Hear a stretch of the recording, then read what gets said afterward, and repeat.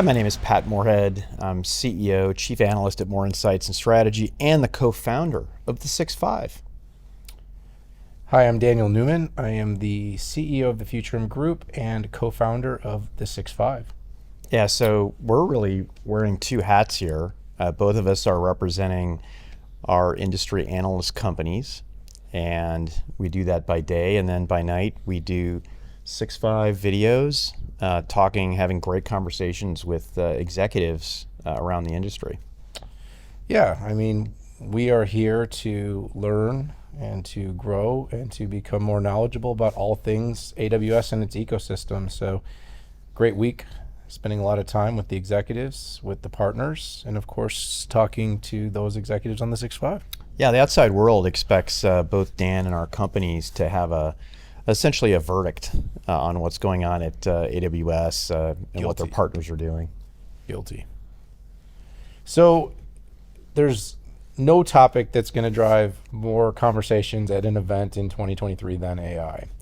And of course, generative AI is its own subset, and there was no shortage of excitement or announcements here. So we have put a lot of time into AI, but AI isn't just one thing, and it's not this kind of all-encompassing thing either. You know, there's AI silicon, which is a big thing here at AWS reInvent, and there's AI infrastructure, and there's AI platforms, development, applications, and so that's been the big thing. But of course, what's a lot of fun is all the picks and axes and plumbing and things that need to get put together.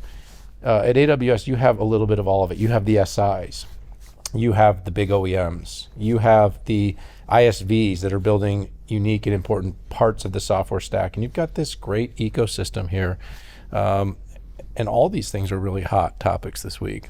Yeah, we saw a lot of conversations coming from specifically AWS on compute, on serverless, on generative AI, but I'm just struck at the partnerships that are going on, and I think it just proves that all companies in tech are getting together to do what's best for the customer. And whether you're on-prem, whether you're born in the cloud, whether you're kind of in the middle, all coming together to add value and solve problems for enterprises and big enterprises and big governments.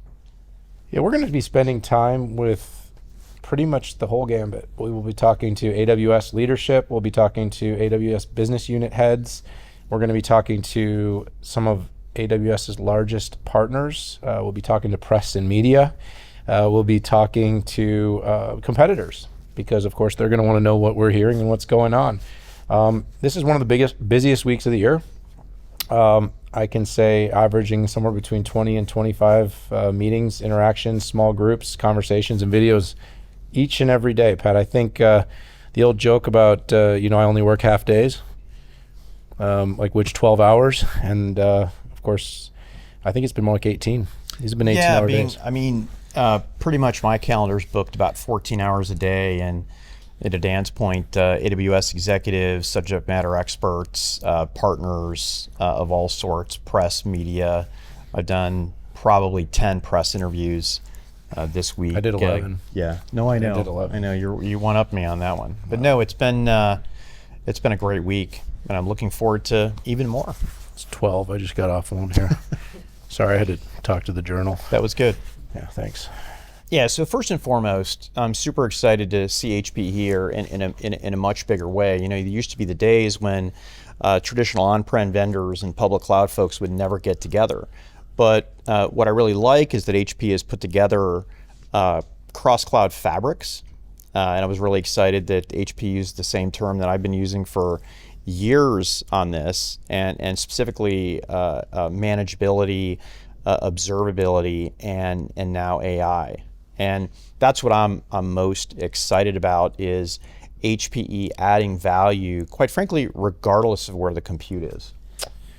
Yeah, I think HPE understood early about the cloud is more of an experience. It's an abstraction of compute rather than it being so much A place. Correct.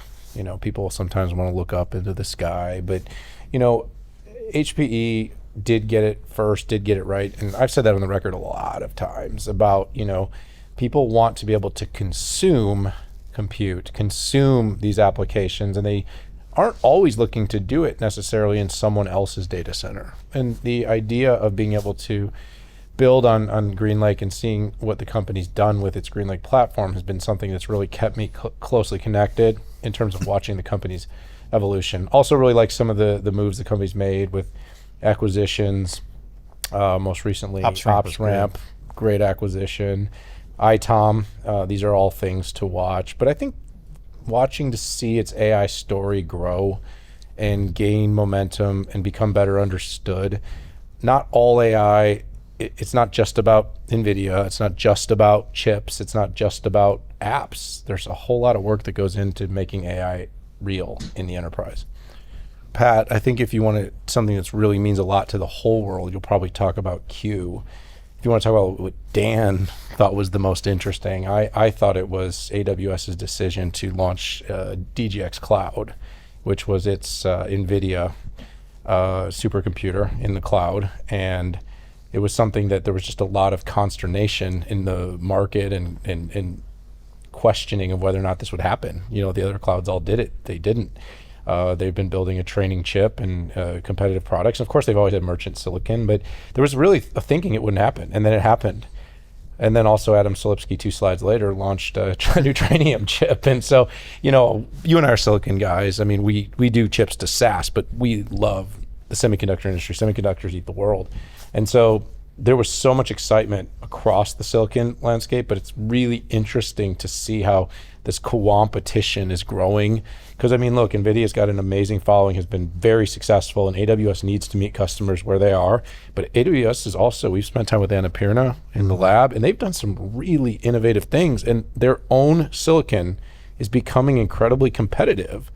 And so just watching this as an analyst, I mean, it's really a fascinating story to watch develop right in front of our eyes. Yeah, as much as I'd hate to caboose on exactly what you said, but I think the longest lasting, most impactful piece of news is regard to silicon. But if I had to pick a second, it's the reaffirmation that the future of the largest IaaS and PaaS company on the planet is committed to open models.